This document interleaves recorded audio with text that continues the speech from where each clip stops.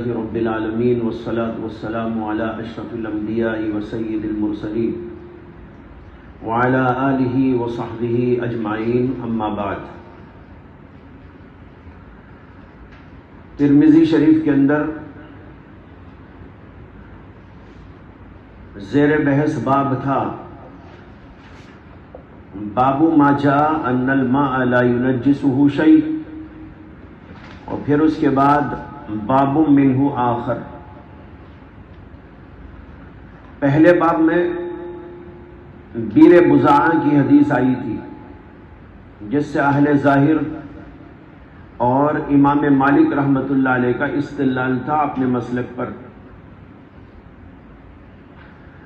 اس کے بعد دوسرا باب آیا تھا باب منہ آخر، اور اس کے اندر حدیث قلتین آئی، جس سے امام شافعی اور امام احمد بن حنبل رحمۃ اللہ علیہ اپنے مسلک پر استدلال فرماتے ہیں۔ ان کا مسلک یہ ہے کہ اگر پانی 2 قلے کے برابر ہے تو اس میں نجاست پڑنے سے وہ نجس و ناپاک نہیں ہوتا تا وقت کہ اس کا رنگ، بو، مزہ نہ بدل جائے، اور اگر یہ اوصاف ثلاثہ متغیر ہو جائیں تب تو ان کے پاس قلتین کے برابر پانی بھی ناپاک ہو جائے گا۔ لیکن اگر تغیر اوصاف نہ ہوا تو اس صورت کے اندر ان کے ہاں وہ پانی پاک ہے۔ یہ امام احمد اور امام شافعی رحمۃ اللہ علیہ کا مسلک ہے، اور یہی امام اسحاق بن راہویہ رحمۃ اللہ علیہ نے بھی اختیار کیا ہے۔ یہ جو حدیث آئی تھی اس کے اوپر بحث ہو رہی تھی، اور آپ کو بتایا گیا تھا کہ اس حدیث کے بارے میں کافی اختلاف ہے۔ بہت سارے لوگ اس کو صحیح قرار دیتے ہیں، بہت سارے لوگ اس کو ضعیف قرار دیتے ہیں۔ امام یحییٰ بن معین، امام بیہقی، دارقطنی، ابن خزیمہ، امام ابن حبان، امام حاکم، امام ابن مندہ، یہ سب وہ لوگ ہیں جو اس حدیث کو صحیح قرار دیتے ہیں، اور جو لوگ اس کے قائل ہیں وہ تو صحیح مان کر ہی قائل ہوتے ہیں، جیسے امام شافعی اور امام احمد اور امام اسحاق بن راہویہ۔ یہیں سے علماء نے ایک اصول مستنبط کیا ہے، اور ذہن میں آ گیا کہ اگر کوئی مجتہد امام کسی حدیث سے اپنے مسلک پر استدلال کرتا ہے تو وہ حدیث اس کے نزدیک صحیح ہوتی ہے۔ سمجھ میں آیا؟ یعنی اگر کوئی مجتہد امام ایک حدیث کو اپنا مستدل بناتا ہے تو سمجھنا چاہیے کہ وہ حدیث اس امام کے نزدیک صحیح ہے، تبھی تو اس نے مستدل بنایا، نہیں تو مستدل کیسے بنا سکتا؟ تو بہرحال یہ حضرات وہ ہیں جو اس حدیث کو صحیح قرار دیتے ہیں، اور اس کے مقابلے میں وہ حضرات ہیں جو اس کو ضعیف قرار دیتے ہیں، جیسے امام بخاری رحمۃ اللہ علیہ کے استاد ابن المدینی، اسی طرح امام ابو بکر ابن المنذر، امام ابن جریر الطبری، اور ابو عمر ابن عبد البر المالکی، اور امام ابن عبد البر مالکی نے اور ایک جماعت سے اس کا ضعیف ہونا خود نقل کیا ہے، ان کی کتاب التمہید اور الاستذکار دونوں کے اندر۔ اسی طرح اس کو قاضی اسماعیل نے، قاضی ابو بکر ابن العربی نے، اور امام غزالی نے، اور امام ابن دقیق العید نے، اور ابن تیمیہ نے، امام ابن القیم نے، ان سب حضرات نے اس کو ضعیف قرار دیا ہے۔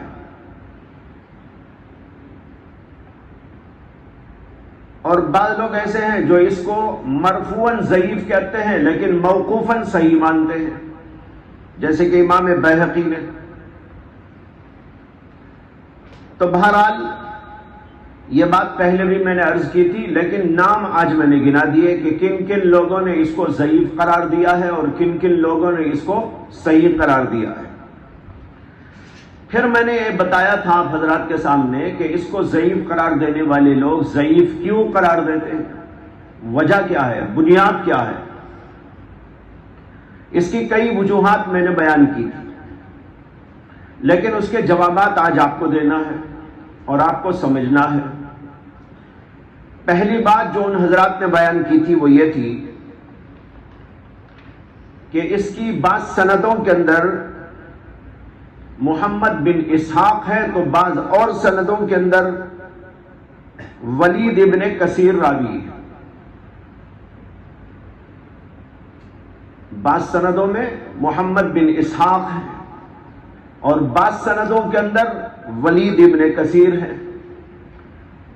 امام ترمذی نے جو روایت پیش کی ہے جس کو ہم پڑھ رہے ہیں یہ محمد بن اسحاق کے طریق سے ہے، اور امام ابو داؤد نے محمد بن اسحاق کی روایت بھی نقل کی ہے اور ولید بن کثیر کی بھی روایت نقل کی ہے، اور ان دونوں کے بارے میں کلام ہے۔ محمد بن اسحاق کے بارے میں کلام میں نے ذکر کیا تھا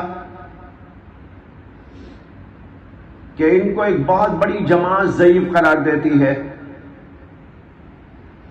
امام ابو زرع رازی کہتے ہیں کہ ان کو بہت سارے لوگوں نے قبول بھی کیا ہے، یعنی یہ راوی مختلف ہی، لہذا اسی سے جواب نکل آیا کہ محمد بن اسحاق کو ضعیف قرار دینے والا اگر ایک طبقہ ہے تو ان کو ثقہ اور معتبر قرار دینے والا بھی ایک بہت بڑا طبقہ ہے، لہذا یہ علی الاطلاق ضعیف نہیں قرار دیے جا سکتے۔ ان کو ضعیف قرار دینے والے امام احمد بن حنبل، ابن معین، ابن القطان اور ان کے ساتھ امام مالک رحمت اللہ علیہ، وہ تو بہت آگے بڑھ کر ان کو ضعیف ہی نہیں بلکہ دجال و کذاب تک کہتے ہیں۔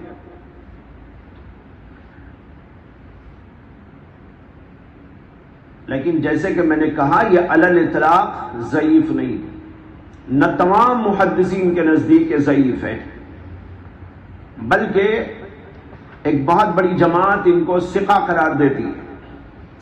میں نے ابھی آپ کے سامنے ابو زرع کا قول نقل کیا تھا۔ امام ابو زرع کا پورا قول تو یہ ہے، وہ کہتے ہیں قد اجمع الکبراء من اہل العلم علی الاخذ عنہ۔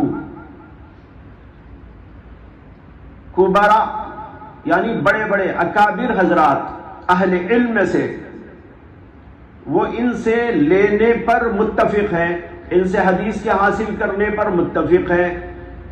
علی الاخذ عنہ اس کا مطلب ہے ان سے حدیث لینا ان سب حضرات کے نزدیک جائز،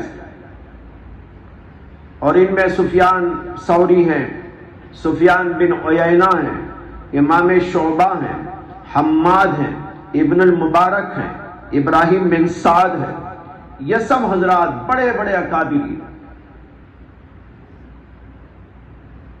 بلکہ بعض نے تو ان کو یہاں تک کہا کہ یہ امیر المؤمنین فی الحدیث ہے۔ یہ قول امام شعبہ کا ہے، اور شعبہ ان حضرات میں سے ہیں جو کسی ضعیف سے روایت کرتے ہی نہیں تھے، یہ ان کی خاص بات ہے کہ امام شعبہ جس سے بھی روایت لے لیں تو آنکھ بند کر کے سمجھ جاؤ کہ وہ امام شعبہ کے نزدیک ثقہ ہے۔ من حدث عنہ شعبہ فہو ثقہ، یہ اصول بن گیا، من حدث عنہ شعبہ فہو ثقہ۔ اب وہی شعبہ ان کے بارے میں کہتے ہیں امیر المومنین فی الحدیث، تو اس سے بات سمجھ میں آ گئی کہ محمد بن اسحاق کے بارے میں علی الاطلاق کہنا کہ یہ ضعیف ہیں، یہ بات صحیح نہیں ہے۔ صحیح بات یہ ہے کہ یہ روات حسان میں سے ہیں، یعنی ان کی روایت کم از کم حسن درجے کی ضرور ہے۔ امام ذہبی نے ان کے بارے میں یہی فیصلہ کن بات کہی ہے، تو لہذا پہلی بات ساقط ہو گئی جو ذوق کی علت میں بیان کی گئی تھی، اور دوسری بات یہ بیان کی گئی تھی کہ ابو داؤد وغیرہ کی سند کے اندر ولید بن کثیر راوی ہے، اور یہ مجروح ہیں، اور ان کو اباضی اور خارجی قرار دیا گیا ہے۔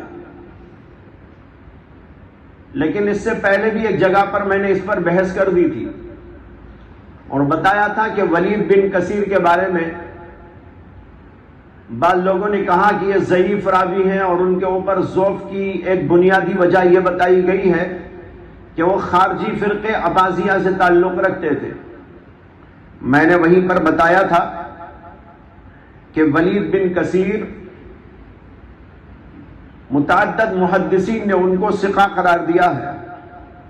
امام ذہبی نے اپنی کتاب الکاشف کے اندر لکھا، الولید ابن الکثیر المخزومی المدنی ثقۃ، اور جو لوگ ان کے اوپر جرح کرتے ہیں اور کہتے ہیں کہ یہ اباضی فرقے سے تعلق رکھتے تھے، تو اولاً تو یہ بات قابل قبول نہیں ہے ان کے بارے میں۔ لیکن اگر یہ مان بھی لیا جائے کہ وہ اباضی فرقے سے تعلق رکھتے تھے، تو یہ بات بھی آپ کو میں نے بتائی تھی کہ اہل بدعت بہت سے فرقوں سے تعلق رکھنے والے راویوں سے روایت لی جاتی ہے، لیکن دو شرطوں کے ساتھ۔ ایک تو یہ شرط کہ وہ اپنی بدعت کا داعی نہ ہو، اور دوسرے کہ جس روایت کی بحث ہو رہی ہے، جس کے اندر وہ راوی آیا ہے، وہ روایت اس کی بدعت کو تقویت نہ پہنچاتی۔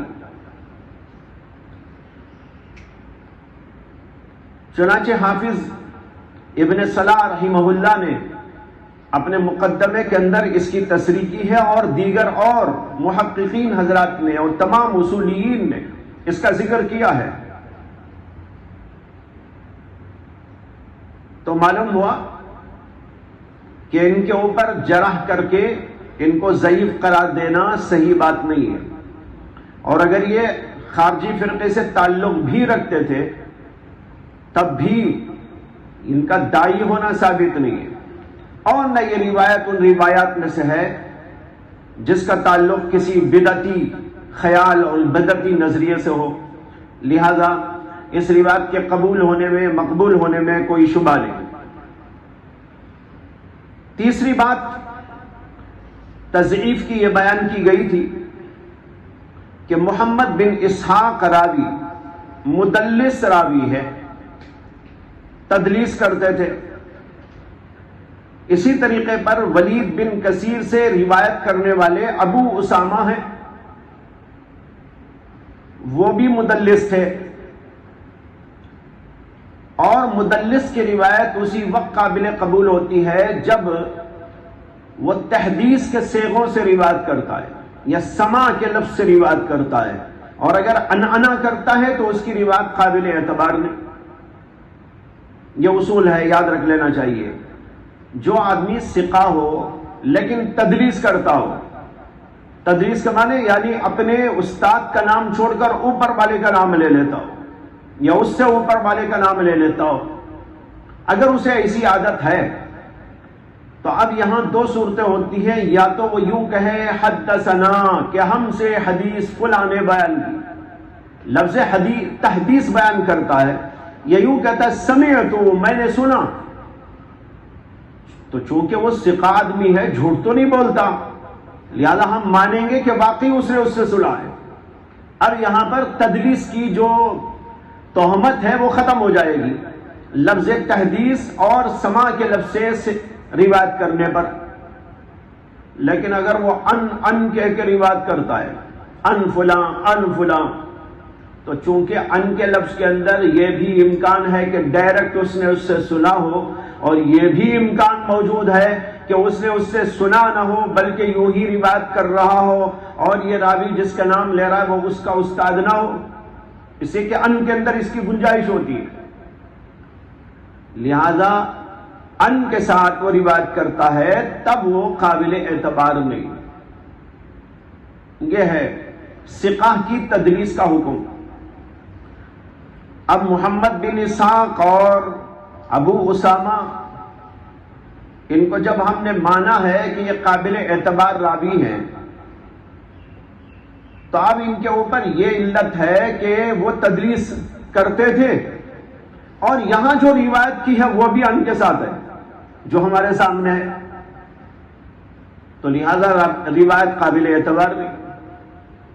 لیکن اس کا بھی جواب دینے والے حضرات نے جواب دیا، انہوں نے جواب یہ دیا کہ یہ علت بہت سارے شواہدات اور متابعات کی روشنی میں ختم ہو جاتی ہے۔ جب ایک روایت کوئی مدلس راوی ان سے روایت کر رہا ہو یا کسی اور وجہ سے اس کے اندر ضعف پایا جاتا ہو، تو اگر تعدد طرق سے وہ روایت ثابت ہے، متابعات اس کے موجود ہیں، شواہدات اس کے موجود ہیں، تو اس صورت کے اندر وہ روایت قابل اعتبار ہو جاتی ہے اور وہ علت ختم ہو جاتی ہے۔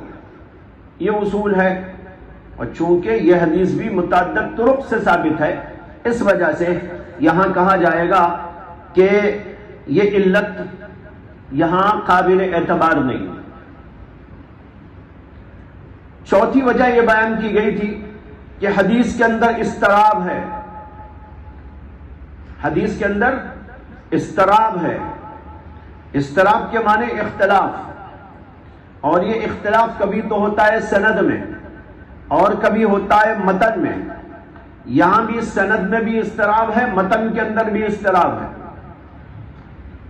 لیکن میں نے کل آپ کو یہ نہیں بتایا تھا کہ سند میں اضطراب کیا ہے، البتہ یہ بتا دیا تھا کہ متن میں اختلاف کیا ہے۔ متن کے بارے میں بتایا تھا کہ بعض روایات کے اندر ایک کلے کا ذکر ہے، بعض میں دو کا ذکر ہے، اور بعض کے اندر دو یا تین یعنی او کے ساتھ حدیث میں لایا گیا ہے، اور ایک روایت وہ ہے جس کے اندر 40 کلوں کا ذکر ہے۔ تو معلوم ہوا کہ کئی طرح کی روایتیں ہیں اس کے اندر، یہ متن کا اختلاف ہے۔ لیکن سند میں کیا اختلاف ہے، یہ ذرا غور سے سننا پڑے گا آپ کو اور سمجھنا پڑے گا۔ یہ روایت 3 طرق سے مروی ہے۔ اس کا ایک طریق وہ ہے جو ہمارے سامنے ہے محمد بن اسحاق سے،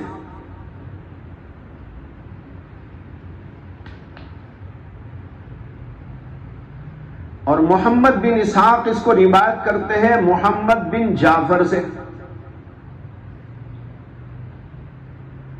لیکن یہاں اضطراب یہ ہے کہ دارقطنی کی روایت میں اس طرح آیا ہے، ان محمد ابن اسحاق عن الزہری عن عبید اللہ عن ابی ہریرہ، یعنی یہ روایت حضرت عبداللہ بن عمر کی جا کر ابو ہریرہ کی ہو گئی ہے۔ یہاں جو سامنے روایت ہمارے ہے وہ یہ ہے کہ محمد بن جعفر اس کو روایت کرتے ہیں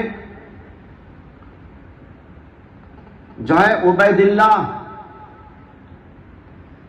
ابن عبداللہ سے، اور عبید اللہ ابن عبداللہ روایت کرتے ہیں عبداللہ بن عمر سے، یعنی یہ روایت حضرت عبداللہ بن عمر کی ہے۔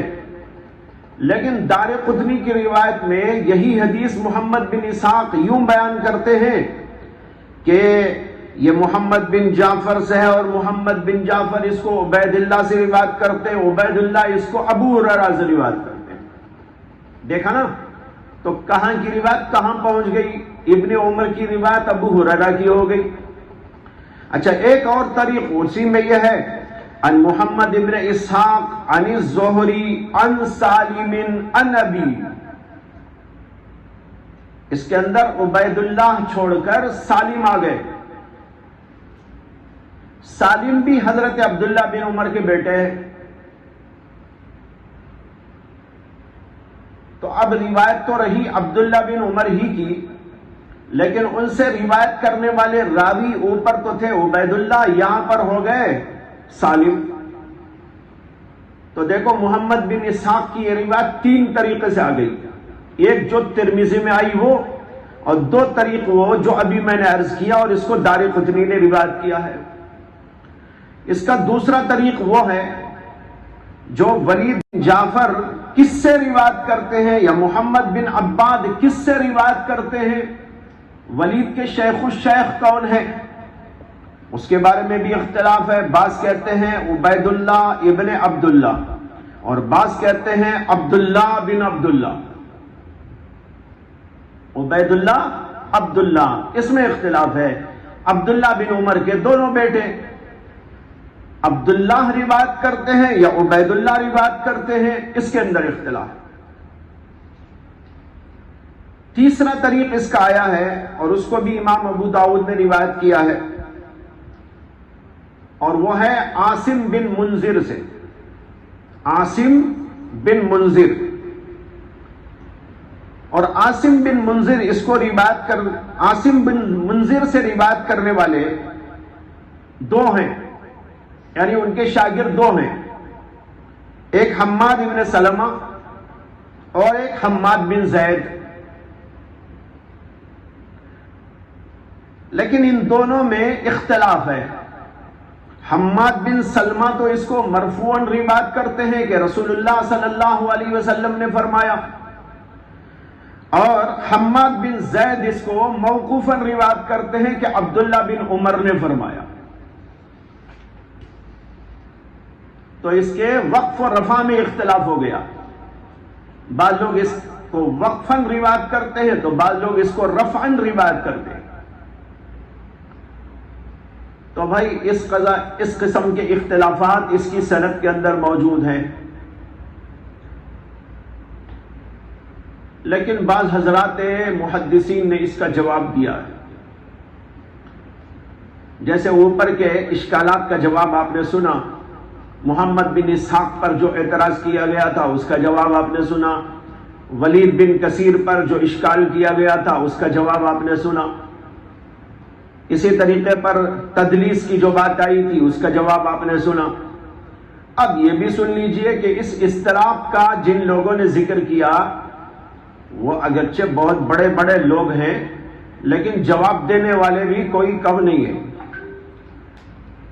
یہ اضطراب کی پوری تفصیل اگر کسی کو شوق ہو جائے یا اب نہیں تو کبھی اور شوق ہو جائے تو آپ اس کے لیے رجوع کیجئے الامام ابن دقیق العید رحمہ اللہ کی کتاب، جس کا نام ہے الامام فی معرفت احادیث الاحکام،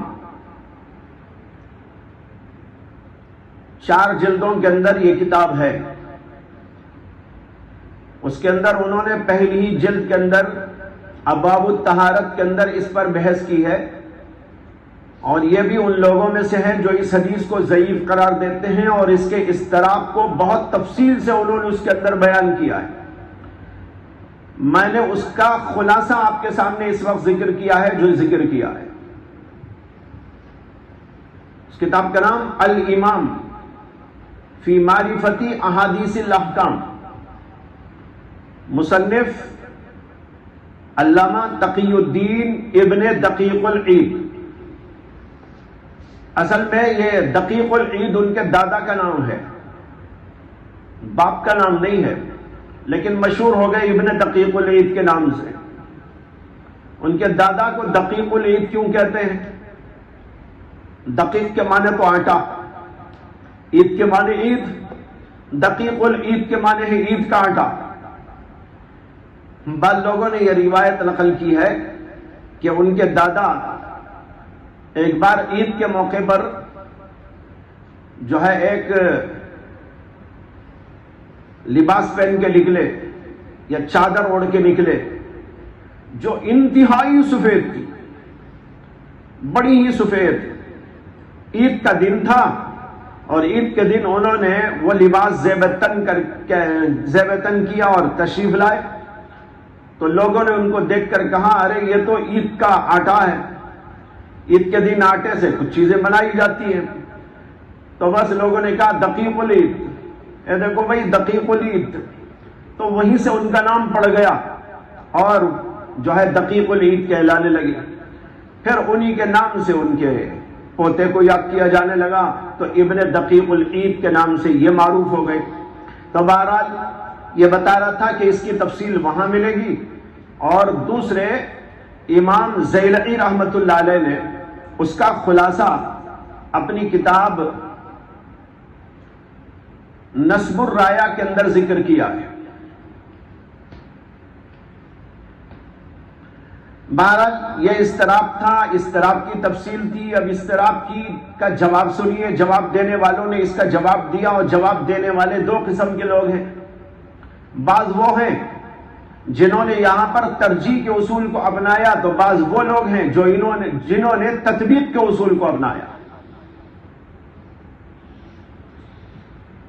امام ابو داؤد اور امام ابو حاتم رازی اور کچھ حضرات وہ ہیں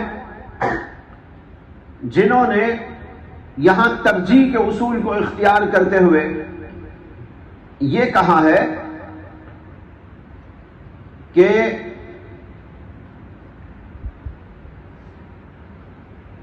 ولید بن کثیر کے طریق میں جو روایت محمد بن عباد بن جعفر سے آئی ہے وہ صحیح ہے۔ محمد بن عباد سے جو روایت آئی ہے وہ صحیح ہے، اور محمد بن جعفر ابن الزبیر سے جو آئی ہے وہ صحیح نہیں ہے۔ لہذا جب اس کو ترجیح دے دی تو دوسرے طریق خود بخود ختم ہو گئے۔ یہ ترجیح والی بات اختیار کی ہے امام ابو داؤد نے۔ امام ابو داؤد نے دونوں طریقوں کو ذکر کیا، اور اس کے بعد محمد بن عباد کا طریق ذکر کر کے کہا وَهُوَ الصَّوَابُ، یہی ٹھیک ہے، اور یہی بات امام ابو حاتم رازی سے بھی مروی۔ اور کچھ اور لوگ ہیں جو یہ کہتے ہیں کہ بھائی ترجیح نہیں، یہاں تطبیق کی ضرورت ہے، تطبیق بھی دی جا سکتی۔ چنانچہ یہ لوگ کہتے ہیں کہ محمد بن جعفر سے بھی آئی ہے، اور محمد بن عباد بن جعفر سے بھی آئی ہے، دونوں سے روایت ہے۔ پھر آگے چل کر ولید کے شیخ الشیخ کے بارے میں بھی یہ لوگ کہتے ہیں کہ جس میں آیا کہ عبید اللہ بن عبداللہ سے یہ ہے وہ بھی صحیح ہے، اور جس کے اندر آیا کہ یہ عبداللہ بن عبداللہ سے ہے وہ بھی صحیح ہے۔ تو اس طریقے پر یہ چاروں باتیں صحیح ہو گئی کہ محمد بن جعفر سے بھی آئی ہے، محمد بن عباس سے بھی مروی ہے، اور پھر وہ جن سے روایت کرتے ہیں وہ بھی دونوں وہ بھی اپنی جگہ پر صحیح ہے کہ عبید اللہ سے بھی یہ روایت ہے اور عبداللہ سے بھی روایت ہے۔ حافظ ابن حجر عسقلانی رحمۃ اللہ علیہ نے ان لوگوں کی اتباع میں جو اس میں طریقے تطبیق کو اختیار کرتے ہیں، انہوں نے بھی اسی کو اختیار کیا۔ یہ جواب دینے والے امام دارقطنی ہیں اور امام بہقی، ان دونوں حضرات نے اسی کو کہا کہ یہ سب طریق صحیح ہے۔ اور حنفیہ میں سے شیخ ابن الحمام رحمت اللہ علیہ صاحب فتح القدیر نے بھی اسی طرح دفع اضطراب کی طرف اشارہ کیا ہے کہ یہ سب طریق ثابت ہے، ان سے بھی اور ان سے بھی اور ان سے بھی، اس کے اندر کوئی اختلاف کی بات ہے ہی نہیں۔ جب متعدد طرق سے بات ثابت ہو جائے تو پھر اسے اختلاف پر محمول کرنے اور اضطراب پر محمول کرنے کی کیا ضرورت ہے؟ بات دراصل یہ ہے کہ یہ اس طریق سے بھی ثابت ہے اور اس طریق سے بھی ثابت ہے، اور ان کے شیوخ کے اندر جو اختلاف ہے وہ بھی دراصل اختلاف نہیں، وہ تعدد ہے۔ خلاصہ یہ ہے ان حضرات کے کہنے کا کہ یہ کوئی اختلاف نہیں ہے، یہ کوئی اضطراب نہیں ہے، بلکہ یہ تعدد ہے۔ تعدد طرق کو لوگوں نے اضطراب کا نام دے دیا، اختلاف کا نام دے دیا۔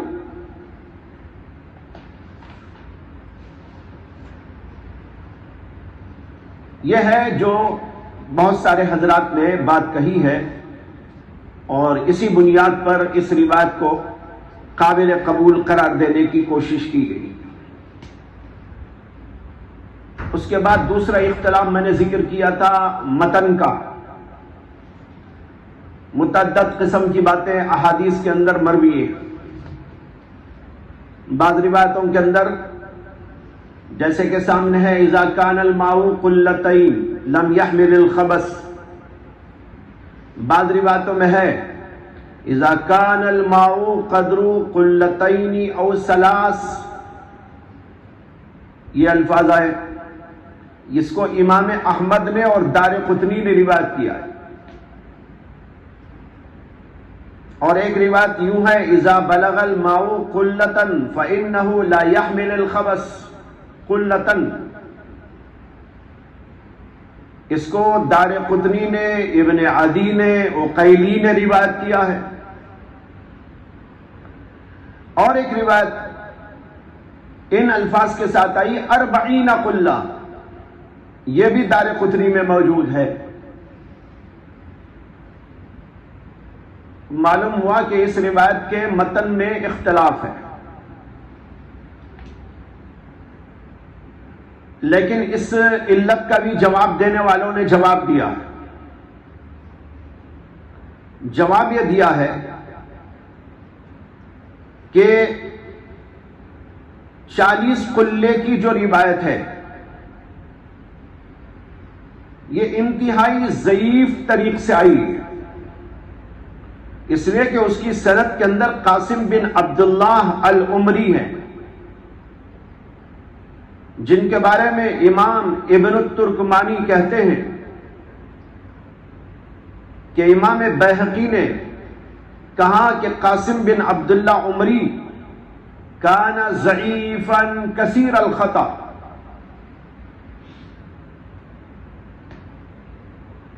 اور ابن الجوزی نے لکھا ہے کہ امام احمد نے اس راوی کے بارے میں کہا لیس هو عندی بشیء کان یکذب ویضع الحدیث. یعنی صرف یہ نہیں کہ وہ ضعیف ہے بلکہ اس سے آگے کذاب اور جھوٹا اور وضاع ہے، یہ امام احمد نے کہا. اسی طرح یحییٰ بن معین نے کہا لیس بشیء، اور کبھی انہوں نے کہا کذاب خبیث. اسی طرح اور بھی انہوں نے اقوال ذکر کیے ہیں علامہ ابن الترکمانی نے. اس سے معلوم ہوا کہ جس روایت میں 40 قلہ کا لفظ آیا ہے وہ تو قابل اعتبار روایت ہی نہیں ہے. تعارض یا اختلاف اضطراب وہاں ہوتا ہے جہاں روایتیں برابر درجے کی ہو. جہاں ایک روایت تو ہو صحیح یا حسن درجے کی اور دوسری روایت ہو گری پڑی، تو اضطراب تو یوں ہی ختم ہو گیا، اس کو چھوڑ دو. اضطراب تو وہاں ہوتا ہے نا جہاں برابر کے. بھائی میدان میں اکھاڑے میں وہ لوگ لائے جاتے ہیں جو برابر درجے کے پہلوان ہو. جو مچھر پہلوان وہ تو مقابلہ کرنے آ ہی کیسے سکتا ہے. تو لہذا یہ 40 قلہ والی جو روایت ہے تو مچھر پہلوان ہے، اور اس کے مقابلے میں قلتین والی جو روایت ہے اس کے بارے میں تو ابھی تفصیل آپ نے پڑھی کہ کئی حضرات تو اس کو صحیح قرار دیتے ہیں. اور یہ روایت ایسے راوی سے ہے جس کے بارے میں کذاب اور کذاب خبیث کے الفاظ محدثین نے استعمال کیے ہیں. تو بہرحال یہ روایت قابل اعتبار نہیں. اور رہی وہ روایت جس کے اندر آیا ہے قلتین او ثلاثا، یہ تو شک ہے راوی کا، یہ حدیث کے الفاظ نہیں ہیں. یعنی راوی کو شک ہے کہ یہ کہاں تھا، یہ کہاں تھا. یہ نہیں کہ حدیث میں دونوں طرح کے الفاظ ہیں. تو لہذا جب یہ شک والی روایت ہے تو شک والی روایت کو چھوڑ کر اس کو لے لینا چاہیے جو بے شک والی روایت ہے. اصول یہی ہے نا کہ ایک آدمی کہہ رہا ہے ایسا یا ایسا کہا مجھے یاد نہیں، اور ایک کہتا مجھے اچھا یاد ہے ایسا کہا. آپ کس کی بات کو لیں گے؟ جس کو پکا یاد ہے. جسے کچا یاد ہے اس کی بات قابل اعتبار نہیں. تو یہاں پر امام بیہقی کہتے ہیں کہ جب اس کے اندر آپ نے دیکھا کہ ایک راوی کو شک ہو رہا ہے اور شک کی بنیاد پر وہ کہہ رہا ہے او، تو وہ روایت قابل اعتبار نہیں ہے. اس کے مقابلے میں قلتین والی جو روایت ہے وہ بالکل بے غبار اور صاف ہے، اس کو لینا چاہیے۔ تو بہرحال بتانا یہ ہے کہ دیگر روایات اس سلسلے میں جو وارد ہوئی ہیں وہ قابل اعتبار روایتیں نہیں ہیں، اور جو روایت قابل اعتبار ہے اس میں وہ ہے قلتین والی۔ تو لہذا جب قلتین والی روایت ترجیح کے قابل ہے، سند کے اعتبار سے اعلیٰ ہے، اور اس کے مقابلے میں دیگر روایات ضعیف ہے، کمزور ہیں، یا ایسے راویوں سے مروی ہیں جو کذاب اور خبیث ہیں، تو ان کی روایت کا اعتبار نہیں ہے، اس لیے قلتین والی روایت اپنی جگہ برقرار رہے گی اور دوسری روایتیں گر جائیں گی۔ یہ اس کا جواب ہے۔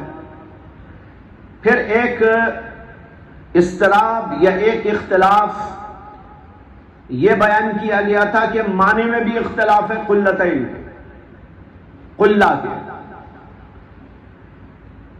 کے معنی کئی بیان کیے گئے ہیں، میں نے عرض کیا تھا قاموس کے حوالے سے۔ اس کے معنی آتے ہیں پہاڑ کی چوٹی، ایک معنی اس کے آتے ہیں ہر چیز کا بلند حصہ، اور ایک اس کے معنی آتے ہیں انسان کی قد و قامت، اور ایک وہ معنی آتے ہیں جس کو کہتے ہیں مٹکا۔ یہ سب معنی ہیں اس کے۔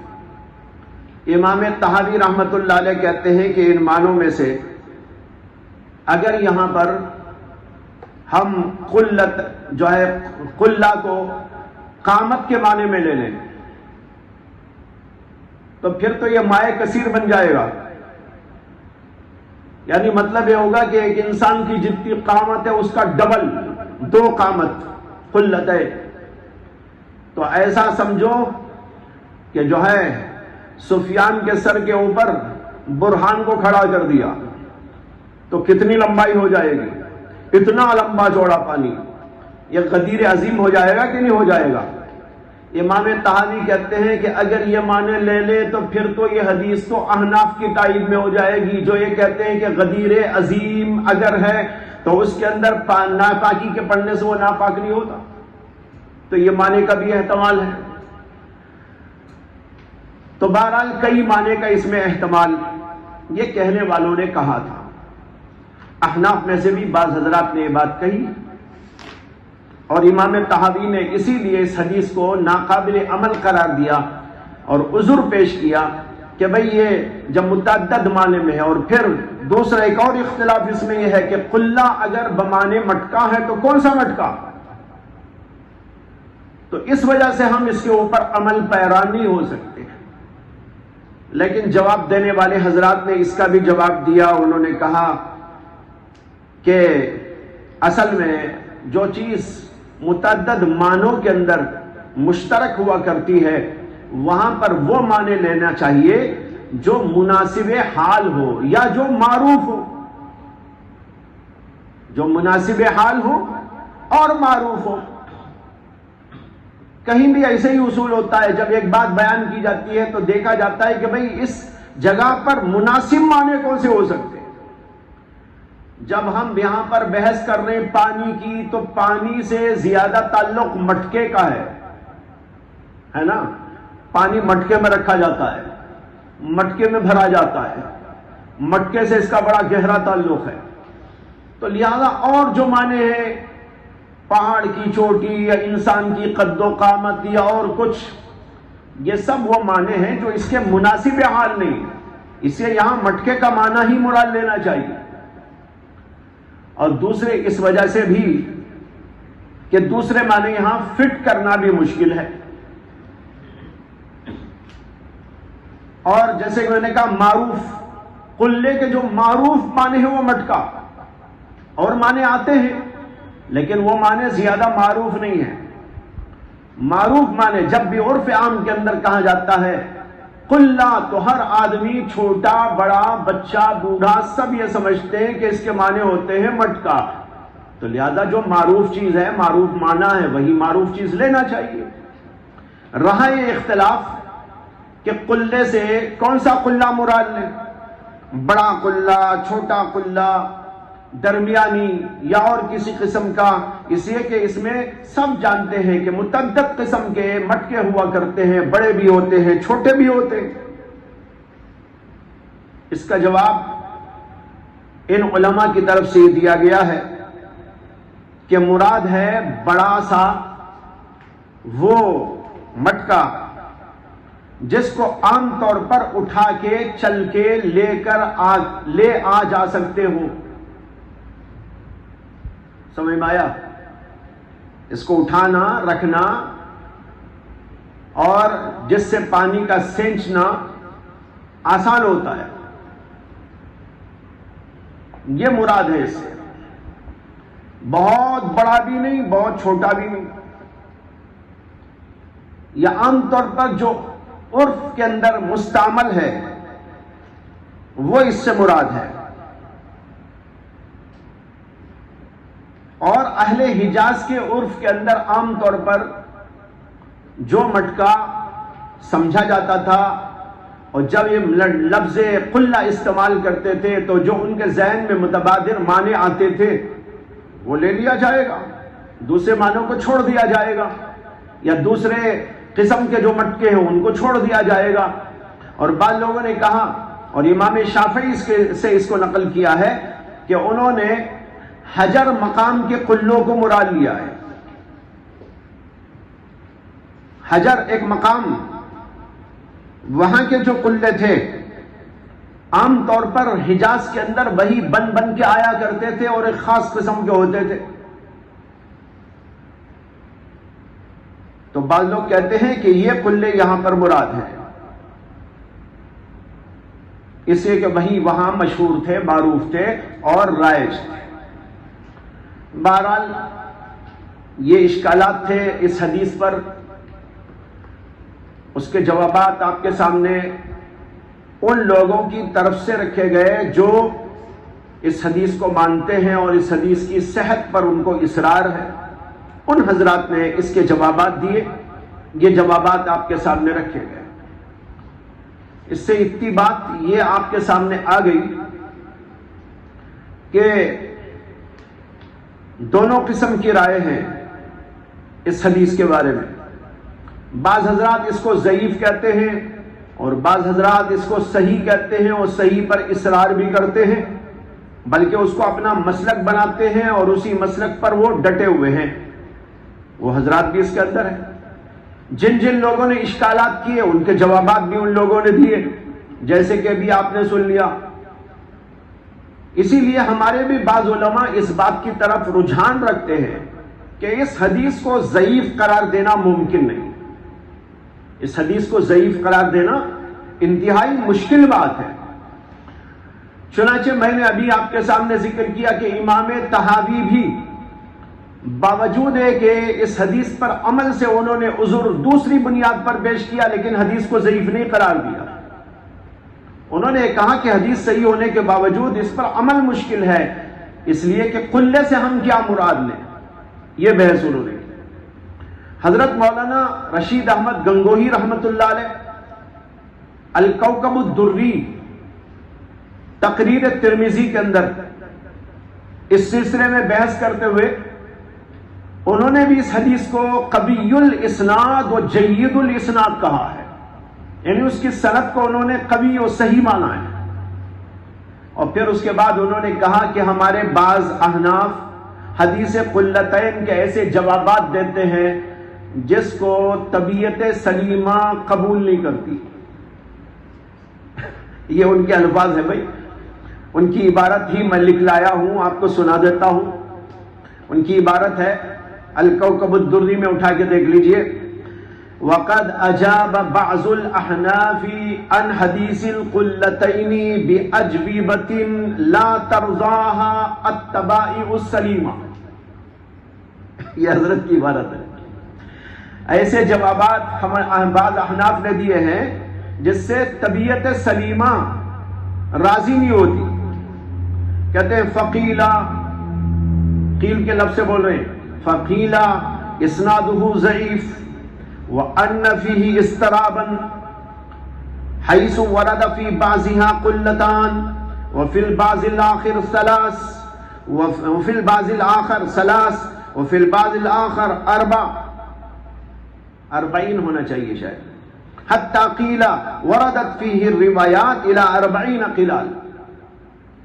اس کے بعد میں کہتے ہیں وأن القلة غير متعينة فإنها مختلفة المقادير فتعذر العمل بأحد معانيها إلى أن يتعين أحد المعاني لدخولها في الإجمال والمجمل لا يمكن العمل به إلا بعد بيان المجمل.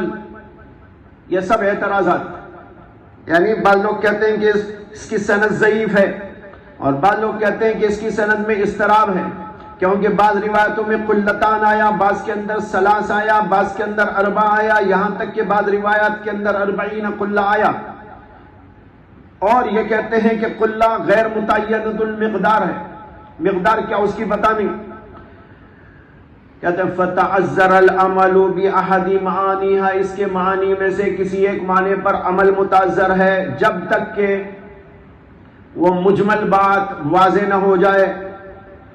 یہ سب لکھ کر کہتے ہیں وَأَنْتَ تَعْلَمُ أَنَّ كُلَّ ذَلِكَ تَعَسُّفٌ. آخر کی عبارت ہے حضرت وَأَنْتَ تَعْلَمُ، اور تم جانتے ہو کہ یہ سب کچھ تعسف ہے. یہ حضرت نے کہا تو معلوم ہوا کہ حضرت کے نزدیک بھی اس قسم کے جو اعتراضات کیے گئے وہ قابل قبول نہیں ہیں، اور اس سے حضرت کے بقول طباعی سلیمہ راضی نہیں ہوتی. یہ ساری بحث آپ کے سامنے آ گئی. لیکن بھائی اب ایک بہت بڑا سوال ہے، وہ یہ ہے کہ اگر یہ حدیث قابل قبول ہے اور اس پر کیے جانے والے اعتراضات سب کے سب قابل جواب ہیں، لیکن اس کا مطلب یہ نہیں کہ جن لوگوں نے اس کا جواب دے دیا وہ حرف آخر ہو گیا اور علماء احناف نے یا دوسرے لوگوں نے پھر جواب ہی نہیں دیا. جواب الجواب بھی ہے، اس کا ایک لمبا سلسلہ ہے. پھر انہوں نے بھی جواب دیا، پھر اس کا بھی جواب ہے. لیکن بہرحال ایک حد تک جو ہے یہ بات سمجھ میں آتی ہے کہ اس حدیث کو ایک دم گرایا نہیں جا سکتا، ضعیف قرار نہیں دیا جا سکتا. اور جو شبہات اس کے بارے میں کیے گئے ہیں وہ بھی ایسے ہیں کہ ان کا جواب بہرحال دیا جا سکتا ہے، جیسے کہ آپ نے سن لیا. اب سوال یہ ہے کہ علماء احناف اس حدیث پر کیوں عمل نہیں کرتے؟ ایسے سوالات آج کے دور میں بہت اٹھائے جاتے ہیں، ہے نا. لیکن ایک اجمالی بات پہلے سمجھ لیجئے کہ باب کے اندر صرف ایک ہی یہ حدیث نہیں ہے. اس سے پہلے آپ حدیث پڑھ چکے ہیں، حدیث بیر بزا، اس پر امام شافعی اور امام احمد عمل نہیں کرتے. فما ہوا جوابکم فہو جوابنا. پھر آپ کو یہ بھی بتاؤں کہ علماء احناف اپنے مسلک پر جن دلائل سے استدلال کرتے ہیں وہ دلائل ابھی ذکر کیے جائیں گے آپ کے سامنے، تو آپ کو اندازہ ہوگا کہ وہ تمام کی تمام احادیث بالکل صحیح درجے کی حدیث ہے، ان میں ایک بھی ضعیف نہیں، سب صحیح درجے کی حدیث ہے. تو ان احادیث صحیحہ کی بنیاد پر علماء احناف نے اس حدیث کو نہیں لیا ہے. اسے کہ حدیث صحیح بھی اگر مان لی جائے تو مختلف بھی تو ہے ہی. بہت سارے حضرات تو اس کو غیر ثابت کہتے ہیں، جیسے کہ میں نے حوالے آپ کو دے دیے. امام ابن عبد البر المالکی رحمہ اللہ وہ اپنی کتاب التمہید اور الاستذکار کے اندر اس حدیث کے اوپر بحث کرتے ہوئے لکھتے ہیں کہ ما تمسک به الشافعی فہو غیر ثابت. جس حدیث سے امام شافعی نے استدلال کیا ہے وہ غیر ثابت ہے، یعنی انہوں نے اس کو ثابت ہی نہیں مانا، ضعیف قرار دیا.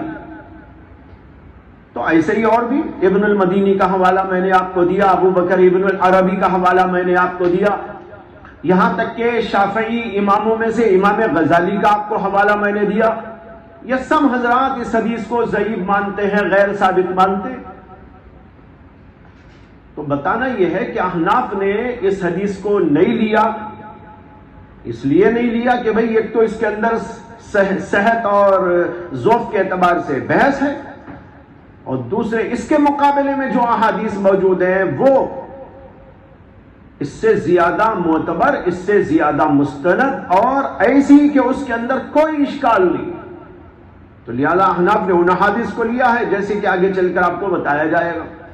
تو بہرحال اجمالی طور پر اتباع ذہن میں رکھے کہ احناف جو اس حدیث پر عمل نہیں کرتے تو وہ ایسے ہی ہے جیسے کہ امام شافعی اور امام احمد بن حنبل حدیث بیر بضاع پر عمل نہیں کرتے، اور ان احادیث پر بھی عمل نہیں کرتے جو صحیح ہونے کے باوجود جن سے احناف نے استدلال کیا ہے اس پر بھی وہ عمل نہیں کرتے، تعویل کرتے ہیں. اس لیے یہاں پر یاد رکھیں کہ ائمہ کرام جو مختلف احادیث کی روشنی میں اپنا اپنا مسلک بناتے ہیں، رائے قائم کرتے ہیں، اور اس میں اپنے اجتہاد کو جو ہے استعمال کرتے ہوئے کسی نظریے کو قائم کرتے ہیں، تو اس میں ہم کسی کو بھی برا بھلا نہیں بول سکتے. نہ امام شافعی کو، نہ امام احمد کو، نہ امام مالک کو، نہ امام ابو حنیفہ کو، نہ کسی اور کو. تمام ائمہ کا احترام چاہیے. تمام ائمہ ہمارے بزرگ ہیں، بڑے ہیں، اور اللہ تعالیٰ نے ان سے بہت بڑا کام لیا. ان کی خدمات ہیں اور ان کے اخلاص میں، دیانت میں، امانت میں کوئی شبہ نہیں.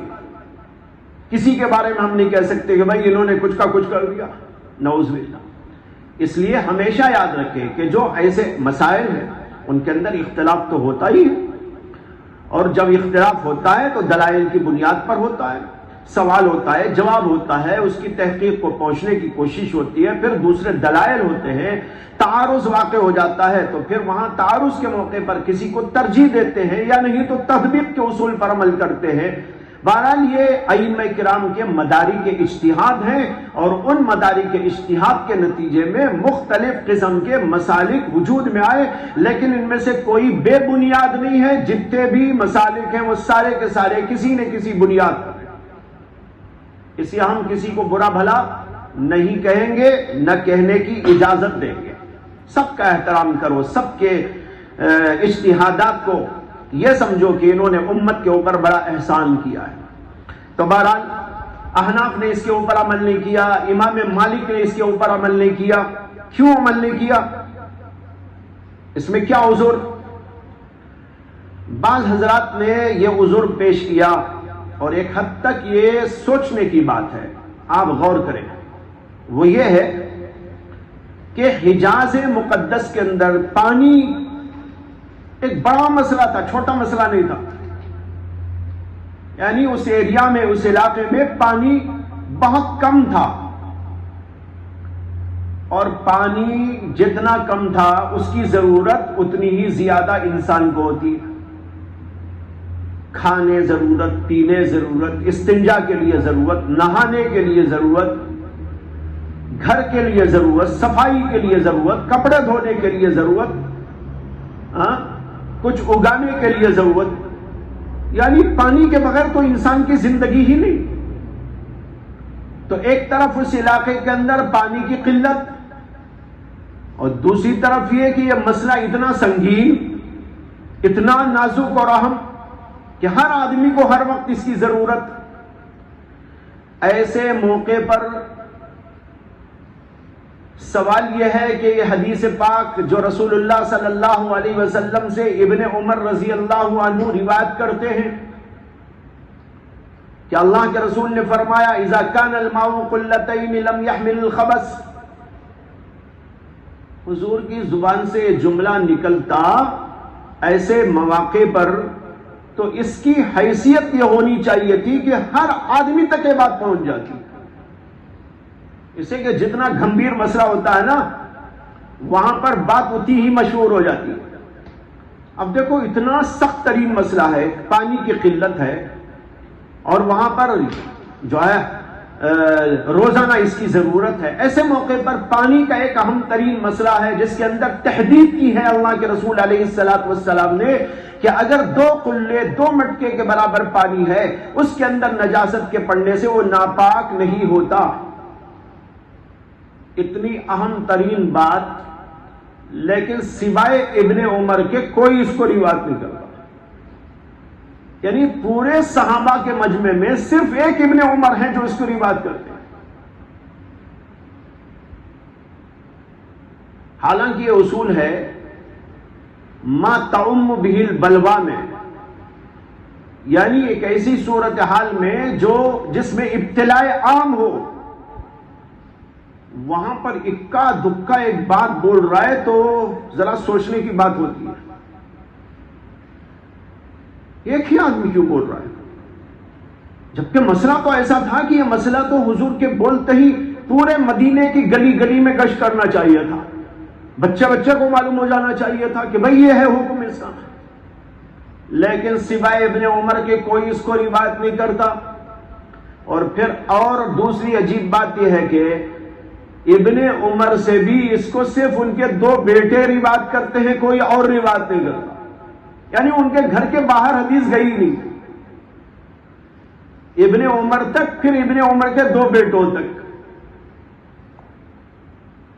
تو سوال یہ ہے کہ ایسی حدیث جس کا چرچا تو ہر کس و ناکس کی زبان پہ ہونا چاہیے تھا، لیکن کیوں ابن عمر ہی تک محدود رہ گئی اور پھر ان کے 2 بیٹوں تک، یعنی ان کے گھر تک حدیث کیوں محدود رہ گئی؟ اس کی بنیاد پر علماء کہتے ہیں کہ یہاں پر توقف کرنا پڑتا ہے، سوچنا پڑتا ہے. ورنہ تو بات اگر ایسی ہوتی جیسے کہ کہی جا رہی ہے تو پھر تو گلی گلی کوچے کوچے اس کا تذکرہ ہونا چاہیے تھا. ایک بات تو یہ کہتے ہیں. دوسری بات یہ ہے کہ یہ مسئلہ کہ 2 قلے کے برابر پانی ہو تو یہ حکم ہے، اس میں ایک تحدید ہے، ایک مقدار خاص کا تذکرہ. اور مقدار خاص کسی چیز کے سلسلے میں بیان کی جائے تو وہ بہت ہی پختہ روایت سے ثابت ہونی چاہیے. جیسے کہ مقادیر شرعیہ کا مسئلہ ہے، اور مقادیر شرعیہ میں حتمی و قطعی بات ہوتی ہے، اس سے کم نہیں، اس سے زیادہ نہیں. اب دیکھو اسی میں 2 قلے سے ذرا سا بھی پانی کم ہے، اس میں نجاست پڑتے ہی امام شافعی کے پاس وہ ناپاک ہو جاتا ہے. اور ذرا سا بڑھ گیا اور 2 قلے کے برابر ہو گیا، امام شافعی کے پاس اس میں اب نجاست پڑے تو نجس بھی ہوتا. ایک تحدید ہے کہ اس کے اندر نہیں ہے، تحدید ہے. چنانچہ شوافع کے نزدیک یہ حدیث تحدید حقیقی پر محمول ہے. وہ کہتے ہیں کہ یہاں تحدید حقیقی مراد ہے، تقریری نہیں ہے، یہ تحدید حقیقی ہے. اسی لیے ان حضرات نے یہ بیان کیا ہے، مسئلہ بیان کیا ہے کہ اگر کوئی پانی رکھا ہوا تھا اور وہ پانی تھا 2 قلے کے برابر، اس کے اندر نجاست پڑ گئی تو ناپاک نہیں ہوگا. لیکن اس کے اندر سے ایک گلاس پانی نکال لیا، فوراً ناپاک ہو جائے گا.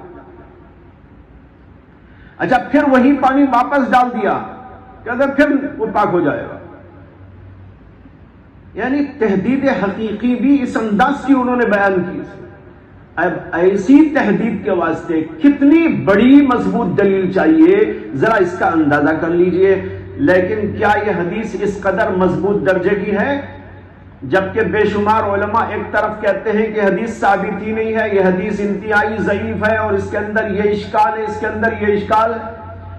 تو ایسی حدیث کو اگر تھوڑی دیر کے لیے ہم حسن درجے کی یا کچھ اور مان بھی لیتے ہیں، تب بھی یہ مقادیر شرعیہ کے سلسلے میں فیصلہ کن حدیث بننے کے لیے قابل نہیں. اس لیے علماء احناف اس سے اعتذار کرتے ہیں.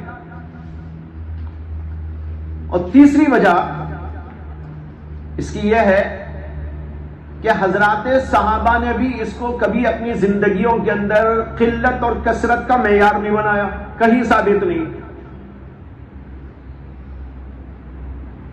قلتین والے مسئلے کو رکھ کر حضرات صحابہ کرام نے قلت اور کثرت کا معیار مقرر کیا ہو، یہ ثابت نہیں ہے، بلکہ یہاں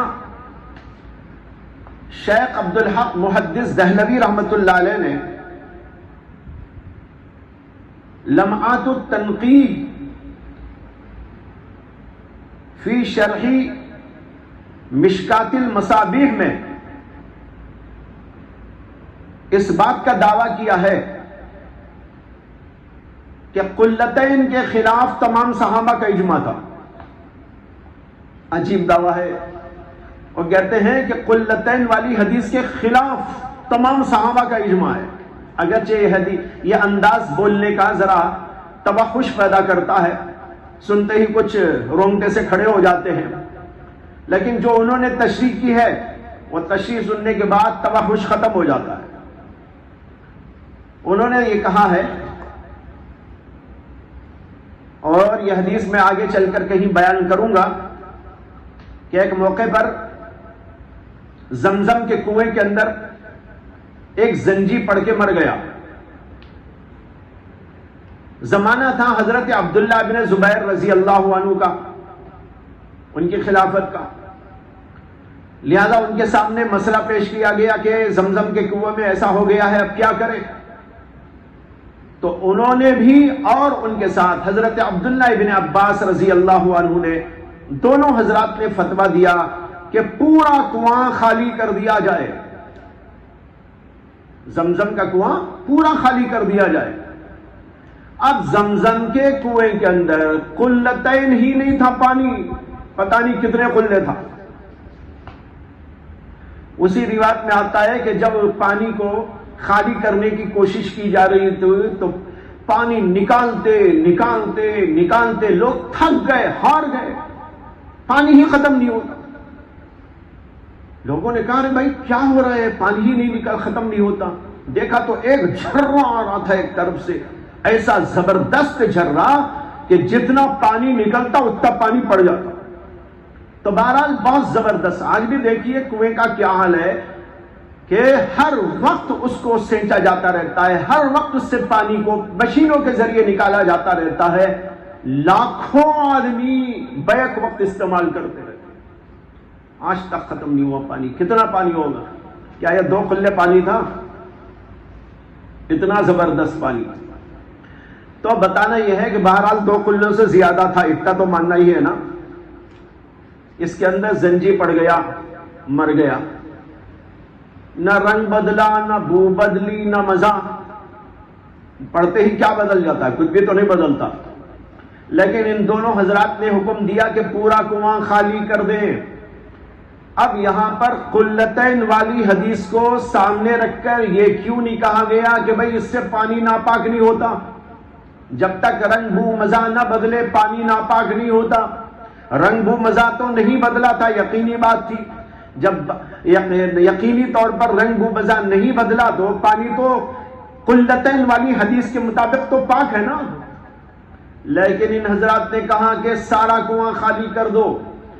زمانہ عبداللہ بن زبیر کی خلافت کا تھا، ابن عباس بھی وہاں موجود تھے، ان دونوں نے فتویٰ دیا، اس کے اوپر عمل کیا گیا، اور وہاں پر سینکڑوں بلکہ ہزاروں صحابہ زندہ موجود تھے جو اس واقعے کے وقت میں وہاں موجود، لیکن کسی نے اس کے اوپر انکار نہ کیا۔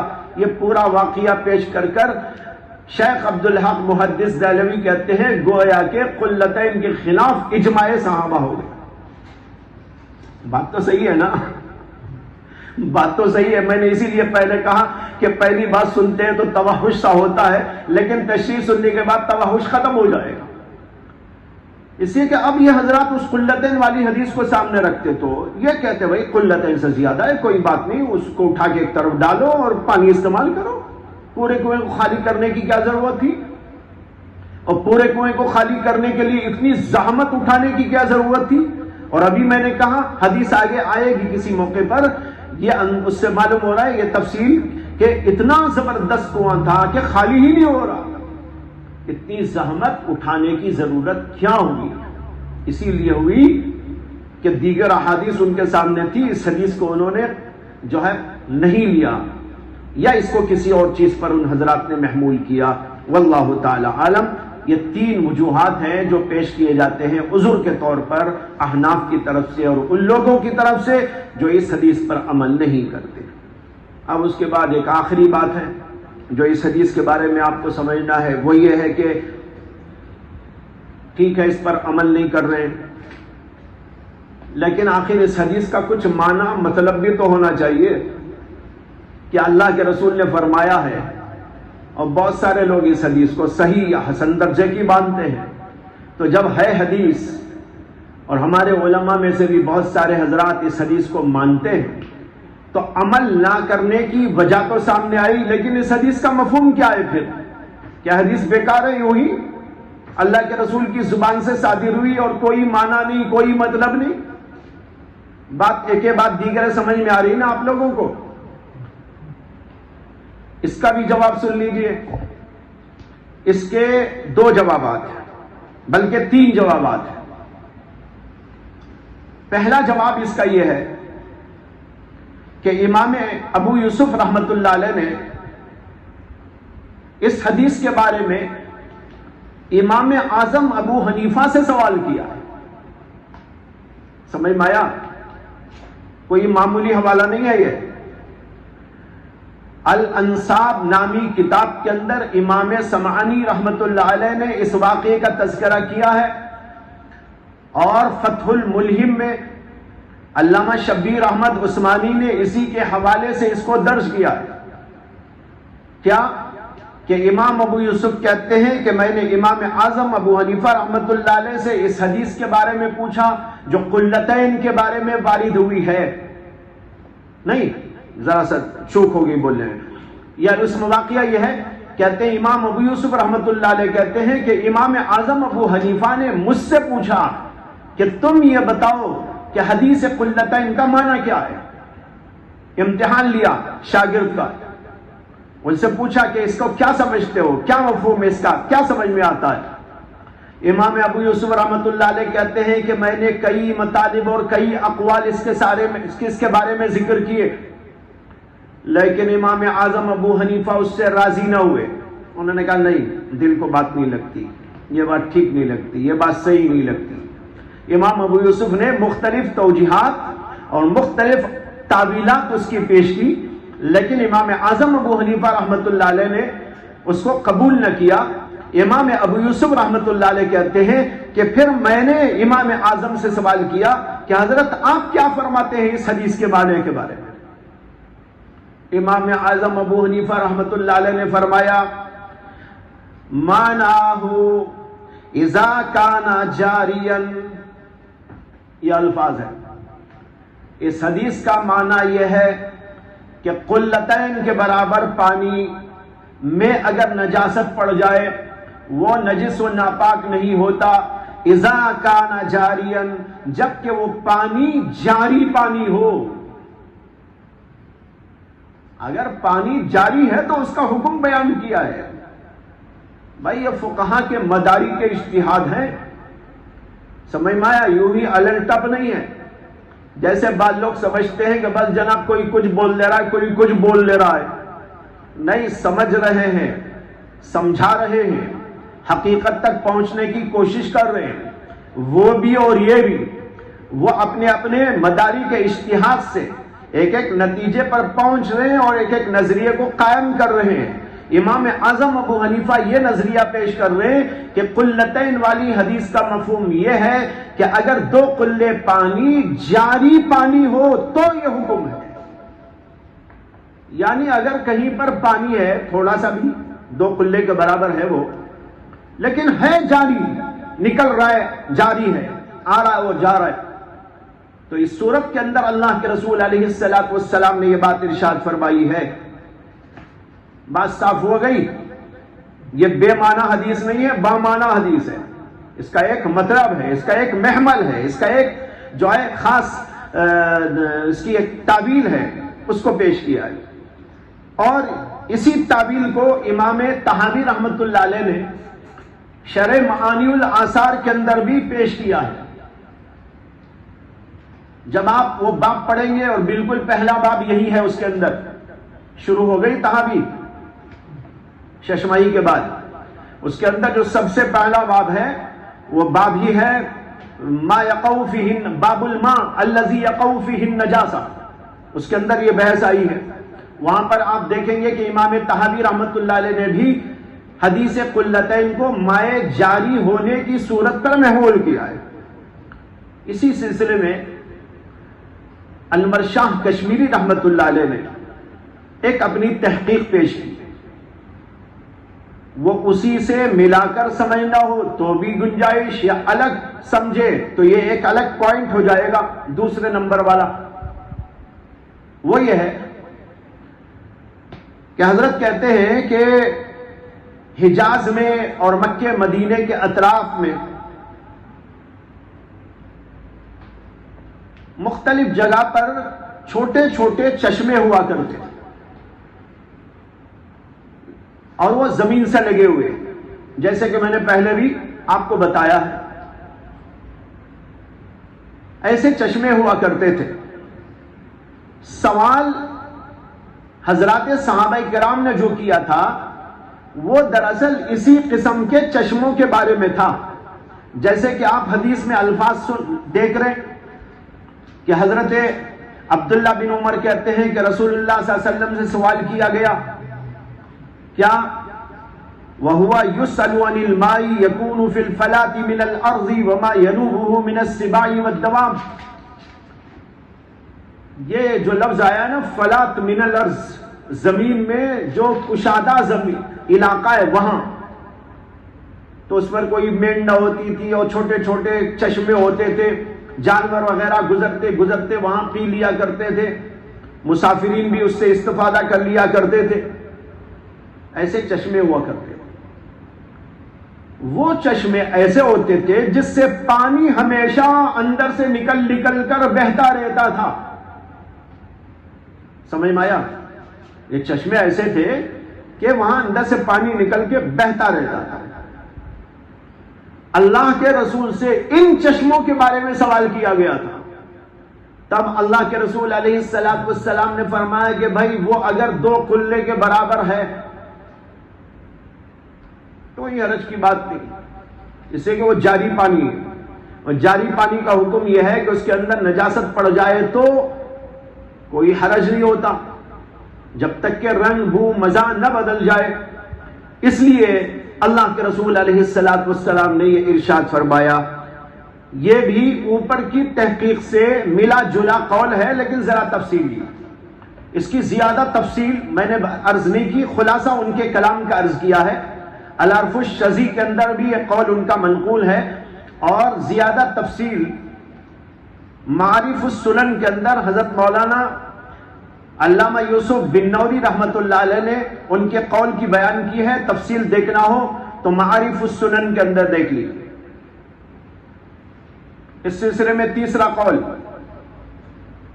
بعض علماء کا، جیسے علامہ رشید احمد گنگوہی رحمۃ اللہ علیہ، وہ فرماتے ہیں کہ قلتین والی اس حدیث کا مطلب یہ ہے کہ اگر قلتین کے برابر پانی کو دیکھنے والا آدمی کثیر سمجھتا ہے تو وہ کثیر ہے، اس کے اندر نجاست کے پڑنے سے وہ ناپاک نہیں ہوتا۔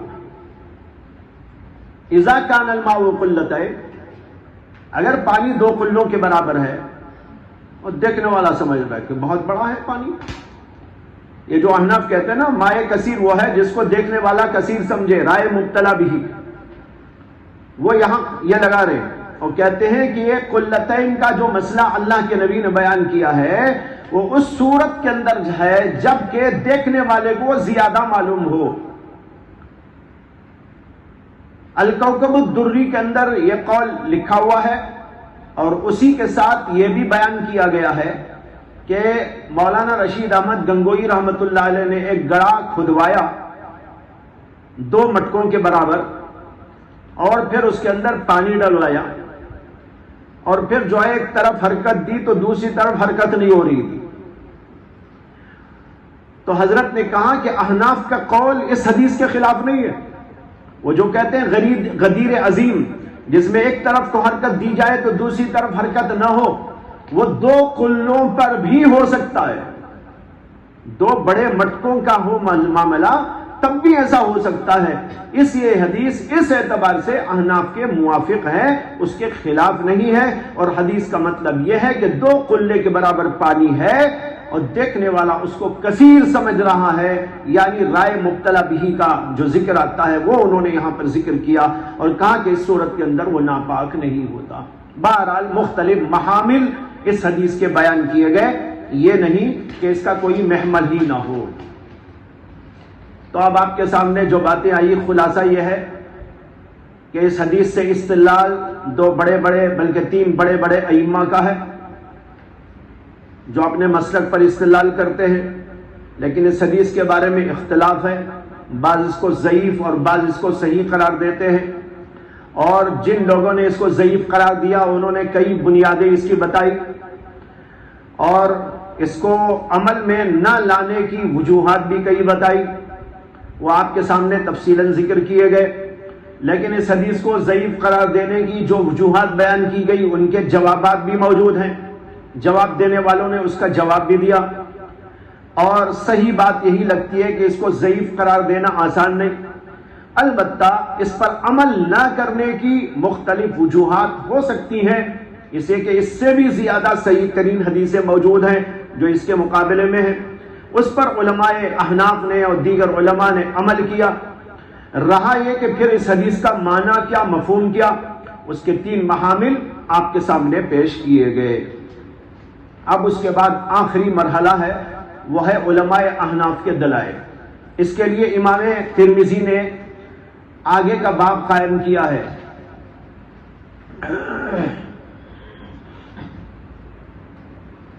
باب ما جاء فی کراہیت البول فی الماء الراکد. اگرچہ انہوں نے یہ نہیں کہا کہ اس سلسلے کا باب ہے، لیکن جو حدیث یہاں پر ذکر کی گئی ہے وہ احناف کے دلائل میں سے ایک دلیل ہے. مائع راکد، ٹھہرا ہوا پانی، ٹھہرے ہوئے پانی میں پیشاب کی کراہیت کا بیان. اس میں حدیث بیان کی، وَبِهِ قَالَ حَدَّثَنَا مَحْمُودُ بْنُ غَيْلَانَ قَالَ حَدَّثَنَا عَبْدُ الرَّزَّاقِ عن مَعْمَرٍ عن حمام بن منبه عن أبي هريرة رضي الله تعالى عنه عن النبي صلى الله عليه وسلم قال لا يبولن أحدكم في الماء الدائم ثم يتوضأ منه. قال ابو عیسیٰ هذا حدیث حسن صحیح. دیکھیں اس حدیث کو امام ترمذی نے بلا کھٹک حسن صحیح قرار دیا ہے، اور احناف کے دلائل میں سے ایک دلیل یہ ہے.